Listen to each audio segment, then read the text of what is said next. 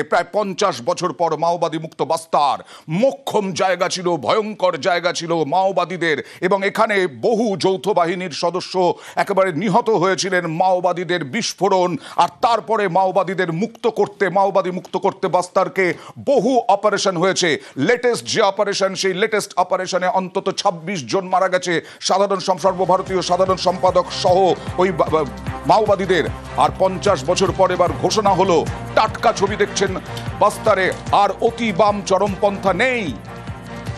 কথা বলবো আমাদের প্রতিনিধि आदित्य राय संगे। आदित्य जी, बहुत बार अमित शाह ने घोषणा की कि 2026 तक ये माओवाद निकेश हो जाएगा, लेकिन खत्म करने से पहले ये सफलता कैसे मिली ये बस्तर में?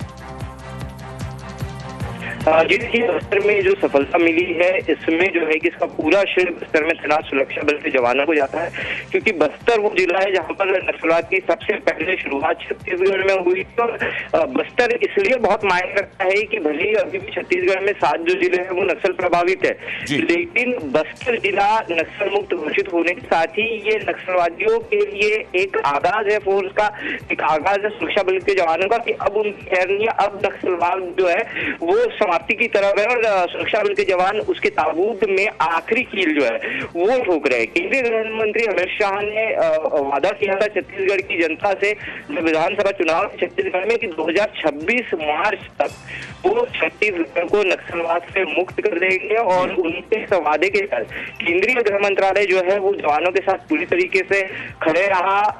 जो है उन्होंने इस तरीके की रणनीतियां बनाई कि जवानों को कम से कम नुकसान हो, जवानों को नुकसान न हो, और जवानों हाईली इक्विप्ड देकर और जो नई तकनीक के साथ बने हुए हथियार हैं वो हथियार जवानों को उपलब्ध कराकर, इसके साथ ही बस्तर का जो जंगल है जिसका अभी तक ज्योग्राफिकल सर्वे नहीं हो पाया, जिसका मैपिंग जो है अभी तक नहीं हो पाया, बीमार का कहीं ऐसा इलाका है, इस इलाके में विशेष तकनीक विशेष रणनीति के तहत जवानों को उतारा गया। और जिसका परिणाम ये है कि अब तक पिछले 2 सालों में 400 से ज्यादा नक्सली मारे गए हैं। बस्तर जैसा एक बड़ा जिला जो है वो नक्सल मुक्त घोषित हो चुका है। यही वो जिला है जिस जिले की दरबार घाटी में मई 2015 में छीरम हत्याकांड जो है वो नक्सलियों ने किया था।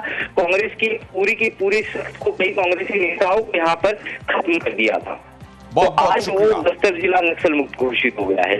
बहुत शुक्रिया। মনে করা হচ্ছে সরকারের পক্ষ থেকেও, মনে করা হচ্ছে রাষ্ট্রের পক্ষ থেকেও, এবার স্বাভাবিক হবে জনজীবন, চাষবাস করতে পারবেন সাধারণ মানুষ।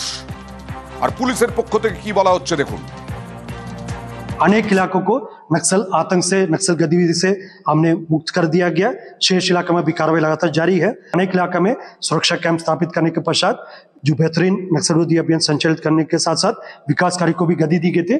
उसी कारण से नक्सल गतिविधि काफी हद तक इन इलाका में समाप्त हो चुकी है। अभी संख्या बल भी उनका कम हो गई।